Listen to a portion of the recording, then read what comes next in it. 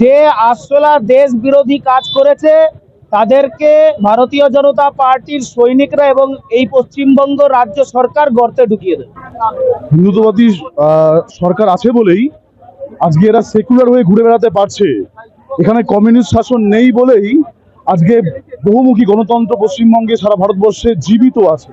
বাম এবং ইসলামিক যে শক্তি আমরা কয়েক বছর ধরে দেখছি, যারা দেশকে টুকরো করার কথা বলছে, যারা ঘরে ঘরে আফজল জন্ম নিক এরকম যারা চাইছে, এভাবে যারা যুবশক্তিকে কাটানোর চেষ্টা করছে, যারা যুবশক্তিকে বিভ্রান্ত করার চেষ্টা করছে, তাদেরকে আমরা জাতীয়তাবাদী পথে আমরা তাদেরকে সামিল করার চেষ্টা করছি। এই আরশোলা রূপী যে বহুরূপী মানুষ আজকের এই রাস্তায় নেমেছে, শিক্ষাক্ষেত্রকে নৈরাজ্য বানিয়ে শিক্ষাঙ্গনকে কালিমা লিপ্ত করে এবং ছাত্র সমাজকে কালিমা লিপ্ত করে যেভাবে ভুল পথে চালিত করছে, আমরা এর বিরুদ্ধে তীব্র প্রতিবাদ জানাচ্ছি। আর এরা আমাদের মতন যারা জেনজি আছে তাদেরকে ব্রেন ওয়াশ করে তাদেরকে দেশদ্রোহী করে। বর্তমান সমাজে বামপন্থীরা যেই চক্রান্ত শুরু করেছে সিজেপির নাম করে, সেই জায়গা থেকে ওরা যদি চায় যে বাংলাদেশ বানাবে বা নেপাল বানাবে আমাদের ভারতবর্ষকে, তো সেটা কখনোই সম্ভব নয়, সেটা হতে দেওয়া যাবে না, আমরা হতে দেব না। ছাত্র সংগঠন এবং ককরোচ জনতা পার্টির যে মহামিছিল বেরিয়েছিল সেইখান থেকে সাংবাদিকের ওপরে আক্রমণ হয়। সেই আক্রমণের প্রতিবাদে আজ বিজেপি বারুইপুর জেলা কার্যালয় থেকে বারুইপুর এসডিও অফিস পর্যন্ত একটি বিক্ষোভ কর্মসূচি নেওয়া হয়েছিল, যেখানে বিভিন্ন মানুষ বিভিন্ন বক্তব্য রাখে। চলুন একে একে শুনে নেব তাদের সম্পূর্ণ বক্তব্য। আমরা আমাদের মধ্যে পেয়েছিলাম অঙ্কিত দেব মহাশয়কে।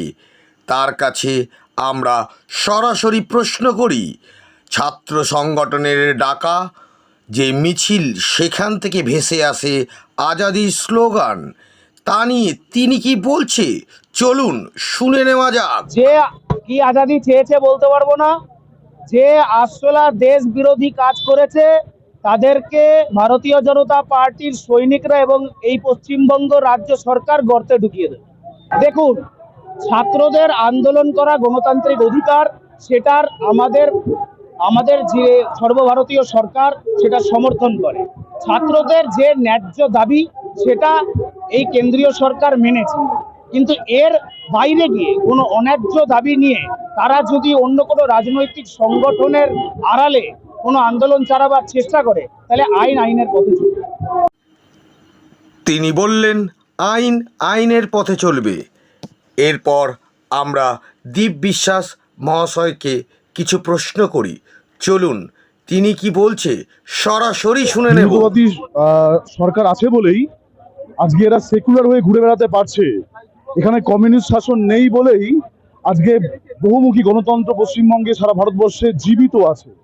তাই যারা রাষ্ট্র বিরোধী, দেশ বিরোধী, যারা দেশ বিরোধী স্লোগান দেয়, যারা বলে যে নাম রহেগা সির্ফ আল্লাহ কা, যারা হিন্দুত্বকে অসম্মান করে, দেশকে খণ্ডিত করার প্রয়াস করে, তাদের বিরুদ্ধে যুব সমাজ সব সময় আন্দোলনমুখী হয়েছে, রাস্তায় নেমেছে। আজকেও আমরা রাস্তায় নেমেছি। ছাত্র আন্দোলনের নাম করে জর্জ সরোজের পয়সায় যেভাবে সমগ্র ভারতবর্ষকে উত্তেজনার মুখে ফেলে দেওয়া হয়েছিল, দেশ বিরোধী শক্তিকে উস্কানি দেওয়া হয়েছিল, তার বিরুদ্ধে আমরা যুব সমাজ রাস্তায় নেমেছি। আমরা দীপ বিশ্বাস মহাশয়ের কাছে একটি প্রশ্ন রাখি, ছাত্র সমাজকে সামনে রেখে যারা দেশের ছবি বিশ্বের কাছে খারাপ করছে তাদের সম্পর্কে কিছু বলার জন্য তিনি কি বলছে চলুন শুনে নিই। বদনাম করার চেষ্টা করলেও ভারতবর্ষকে এত সহজে বদনাম করা যাবে না। ভারতবর্ষ বাংলাদেশ কিংবা শ্রীলঙ্কা হতে আমরা দেব না। ভারতবর্ষ চিরকাল ভারতবর্ষের যে গরিমা, ভারতবর্ষের যে সংস্কৃতি, ভারতবর্ষের যে জাতীয়তাবাদ, সেটা চিরকাল তা অমর থাকবে। ভারতবর্ষের যিনি প্রধানমন্ত্রী যশস্বী নরেন্দ্র মোদীজি, তার নেতৃত্বে ভারতবর্ষ এগিয়ে চলবে। যে কোনো সাম্প্রদায়িক শক্তি, যে কোনো দেশবিরোধী শক্তি, তারা যতই চেষ্টা করুক ভারতবর্ষকে খণ্ডিত করতে পারবে না। আমরা এরপরে জেলা সভাপতি মনোরঞ্জন জোয়ারদার মহাশয়ের কাছে প্রশ্ন রাখি, বিভ্রান্ত হয়ে যেসব যুবশক্তি এদিক ওদিক ছড়িয়ে আছে তাদের ঐক্যের জন্য কী বার্তা দেবেন চলুন শুনে নেওয়া যাক ওনারই মুখ থেকে। যুব শক্তি যাতে বিভ্রান্ত না হয়, বাম এবং ইসলামিক যে শক্তি আমরা কয়েক বছর ধরে দেখছি, যারা দেশকে টুকরো করার কথা বলছে, যারা ঘরে ঘরে আফজল জন্ম নিক এরকম যারা চাইছে, এভাবে যারা যুব শক্তিকে কাটানোর চেষ্টা করছে, যারা যুব শক্তিকে বিভ্রান্ত করার চেষ্টা করছে, তাদেরকে আমরা জাতীয়তাবাদী পথে আমরা তাদেরকে সামিল করার চেষ্টা করছি। সামনে আমাদের 15ই আগস্ট আমাদের তিরঙ্গা যাত্রার মাধ্যমে সমস্ত যুব শক্তি তারা জাতীয়তাবাদে উদ্বুদ্ধ হবেন, কারণ জাতীয়তাবাদে উদ্বুদ্ধ যুব শক্তি ভারতবর্ষের স্বাধীনতা এনেছিল, আর কেউ নয়। তাই সেই যুব শক্তি সবসময় যুব শক্তিকে সঙ্গে নিয়ে আমরা চলতে চাই। নরেন্দ্র মোদীর সবচেয়ে বেশি ফ্যান ফলোয়ার যারা, তারা এই জেনজি, এই যুব শক্তি। সেই জেনজি এবং যুব শক্তিকে যাতে কেউ বিভ্রান্ত করতে না পারে, সেই জন্যেই আমরা তাদের সঙ্গে নিয়ে চলছি। আমরা যে প্রশ্নটার সম্মুখীন সব থেকে বেশি হয়েছি সেটি হচ্ছে আজাদি। 1947 সালে একবার আমাদের দেশ স্বাধীন হয়েছে, তাহলে কিসের আজাদির কথা বলছে? প্রশ্নের উত্তরে কি বললেন শুনে নেওয়া যাক ওনার মুখ থেকে। আজাদির অর্থ ওদের কাছে এক এক রকম। কারো কাছে মদ খাওয়ার আজাদি, কারো মণিপুরের আলাদা করার আজাদি, কারো কাশ্মীর করার আজাদি, কারো নার্কোটিক্স নেওয়ার আজাদি। অত আজাদি আমরা দিতে পারবো না। অত আজাদি দিতে গেলে উপরে গিয়ে আজাদি নিতে হবে, একেবারে আজাদ, যেখানে আজাদ হতে পারে একেবারে। আমরা সঞ্জু পণ্ডিতের কাছে একটি প্রশ্ন করি। যখন ভারতবর্ষ বিশ্ব দরবারে এগিয়ে চলেছে, তখন কিছু শক্তি ভারতবর্ষকে বদনাম করতে উঠে পড়ে লেগেছে, তো আপনার মতামত কি?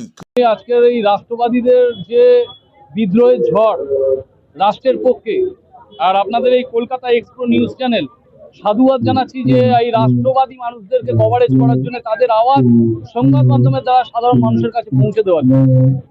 শুধু একটা কথাই বলবো, দেশপ্রেমিকদের যে উন্মাদনা, দেশপ্রেমিকদের যে এই রাজপথ, এখানে দেশদ্রোহীদের ঠাঁই নেই। এই আরশোলা রূপী যে বহুরূপী মানুষ আজকের এই রাস্তায় নেমেছে, শিক্ষাক্ষেত্রকে নৈরাজ্য বানিয়ে, শিক্ষাঙ্গনকে কালিমা লিপ্ত করে এবং ছাত্র সমাজকে কালিমা লিপ্ত করে যেভাবে ভুল পথে চালিত করছে, আমরা এর বিরুদ্ধে তীব্র প্রতিবাদ জানাচ্ছি। আমরা ছাত্র সমাজকে আহ্বান জানাচ্ছি, থেকু মাকুর এই যে চক্রান্ত, আমরা ক্রমাগতই দেখেছি দেশ বিরোধিতা কাকে বলে। এই থেকু মাকুর দ্বারাই হচ্ছে, আমরা শুনেছিলাম আমাদের নেতাজি সুভাষচন্দ্র বসুকে তোজর কুত্তা বলা। আমাদের এই থেকু মাকুর কাছ থেকেই আমরা জেনেছি যে আমাদের রবীন্দ্রনাথ ঠাকুরকে বর্জ্য কবি এবং আমাদের স্বামী বিবেকানন্দ, আমাদের যুব সমাজের যে আইকন, তাকে ভণ্ড সন্ন্যাসী বলা। এরকম বেশ কিছুভাবে আমাদের ভারতীয় মনীষীদের যারা সম্মান জানাতে পারে না, তারা দেশের সম্মান কিভাবে রক্ষা করবে? তাই বলছি যে এই থেকু মাকুর যে এই কার্যকলাপ, তা এই ঘরে ঢুকিয়ে দেওয়ার জন্য যুব সমাজ তৈরি আছে। এই যে ঔদ্ধত্যপনা এবং যুব সমাজকে যে ভুল পথে চালিত করার যে প্রয়াস, আমরা দায়িত্ব নিয়ে বলছি এই থেকু মাকুর ঔদ্ধত্য কিন্তু আমরা ঘরের ভেতর ঢুকে গিয়ে আবার ভেঙে দেবো। তাই আমরা বলছি, যুব সমাজকে একত্রিত করে বলছি যে এই যে দেশদ্রোহী মানুষজন যে ঘর থেকে বেরোবে, সেই ঘরে আমরা গিয়ে কিন্তু ঢুকিয়ে দিয়ে আসবো। দেশমাতৃকা কিভাবে জাগ্রত করতে হয়, ভারতীয় জনতা পার্টির কার্যকর্তারা তা ভালোভাবে জানে। আমরা প্রশ্ন করি, সরকারি হসপিটালের দিকে খাস নজর দিয়েছেন মাননীয় মুখ্যমন্ত্রী শুভেন্দু অধিকারী মহাশয়, সিসিটিভি মাধ্যমে নজরদারি হচ্ছে, এটাকে আপনারা কিভাবে দেখছেন? দেখুন, অনেক কিছুই তো হচ্ছে, তার মধ্যে উল্লেখযোগ্য বিষয় সেটা হলো আমাদের এই যে বিভিন্ন সরকারি হাসপাতালে যে দালাল রাজ চলছে, বেড পাওয়া যাচ্ছে না, বেডের জন্য দালালদেরকে পয়সা দিয়ে বেড দিতে হচ্ছে। এই সমস্ত অরাজকতাকে এড়াতে এবং সাধারণ মানুষ যাতে হসপিটালে ভর্তি হওয়ার জন্য বেড পায়, এই সমস্ত কিছুর জন্য আমাদের মাননীয় মুখ্যমন্ত্রী শ্রী শুভেন্দু অধিকারী মহাশয় প্রতিটি সরকারি হাসপাতালে সিসিটিভি ক্যামেরা বসাচ্ছে এবং আরও অনেক একের পর এক পদক্ষেপ উনি নিচ্ছেন, যাতে আমাদের সমাজে আমাদের যে সরকারি হাসপাতাল যেগুলো রয়েছে, সেখানে স্বাস্থ্য পরিকাঠামোকে আরও যাতে উন্নত করা যায়। আমরা প্রশ্ন করি যুব সমাজের কাছে, আজ ছাত্র সংগঠনের ডাকা আন্দোলনে যারা জলের বোতল, জুতো পুলিশের দিকে ছুড়ল, সাংবাদিক নিগ্রহ করলো, এরা কারা? এদের নিয়ে কি ভাবছে? চলুন শুনে নেওয়া যাক তাদের মুখ দিয়ে। প্রথমত, ককরোচ জনতা পার্টি একটা দেশদ্রোহী পার্টি, যেটা আমরা সবাই জানি। আর এরা আইন নিজের হাতে নিয়ে নেয়। আর এরা আমাদের মতন যারা জেনজি আছে তাদেরকে ব্রেন ওয়াশ করে তাদেরকে দেশদ্রোহী করে, তাদেরকে ভগবানের বিরুদ্ধে তাদেরকে উকসায়, তাদেরকে এরকম ভাবে তৈরি করে যে তারা মানে একেবারে মানে আতঙ্কবাদীদের মতন ব্যবহার, আচরণ। এই যে পুলিশদের ওপর যে হাত ওঠানো, তারপর সাংবাদিকের ওপর হাত ওঠানো, যেটা একের পরই মানুষই নয়, যেটা আমরা একদমই সাপোর্ট করি না। আমার মতো অনেক জেনজিরা আছে যারা এদের বিপক্ষে, কিন্তু তার সত্ত্বেও অনেক জেনজিদেরকে এরা ব্রেন ওয়াশ করে তাদের গ্রুপের মধ্যে নিয়ে নিয়েছে। কিন্তু আমরা যাদের সৎ বুদ্ধি আছে, যাদের বুদ্ধি ঠিক আছে, তারা বুঝবে যে এইসব করা একদমই উচিত নয়। আমাদেরকে দেশের আইন কানুন সাথে নিয়ে চলা উচিত, আইন কানুন মানা উচিত। কোনো সাংবাদিকের ওপর যাতে কোনো রকমের কোনো অত্যাচার যাতে না হয়, তারাও আমাদের মানে চতুর্থ স্তম্ভ। তারা যা করছে তাদের সহায়তা করা উচিত, তাদেরকে পেটানো উচিত না। ইভেন শুধু not only news reporter, also police officer তারা মানে মার খাচ্ছে, যেটা একদমই উচিত নয়।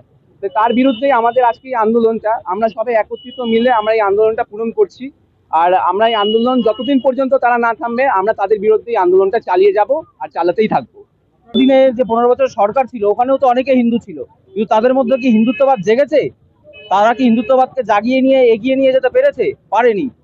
এটা আমরা একমাত্র ভারতীয় জনতা পার্টি যুব মোর্চা এবং ভারতীয় জনতা পার্টি এবং আমরা যারা সনাতনী হিন্দুত্ববাদী, তারাই এই জিনিসটাকে আমরা এগিয়ে নিয়ে যেতে পারছি এবং চেষ্টা করছি। আগামী দিনে আমরা এই জিনিসটাকে আরো অগ্রগতির সাথে এগিয়ে নিয়ে যাব। এবং এইটুখানি আশা রাখি যে বর্তমান সমাজে বামপন্থীরা যেই চক্রান্ত শুরু করেছে সিজেপির নাম করে, সেই জায়গা থেকে ওরা যদি চায় যে বাংলাদেশ বানাবে বা নেপাল বানাবে আমাদের ভারতবর্ষকে, তো সেটা কখনোই সম্ভব নয়, সেটা হতে দেওয়া যাবে না, আমরা হতে দেব না। এটা ওরা দিবা স্বপ্ন দেখছে, এই দিবা স্বপ্ন ওরা দেখতে থাকুক। আমরাও রাজপথে কিভাবে এটার প্রতিবাদ করতে হয় বা এটা প্রতিরোধ গড়ে তুলতে হয়, আমরা সেটা করে দেখাচ্ছি, করে দেখাবো আগামী দিনেও। এই রকম খবর পেতে আমাদের চ্যানেলটিকে সাবস্ক্রাইব করুন, লাইক করুন, কমেন্ট করুন। আপনাদের কমেন্ট আমাদের কাছে অনেক মূল্যবান। কলকাতা এক্সপ্রো, মানুষের সাথে, মানুষের পাশে।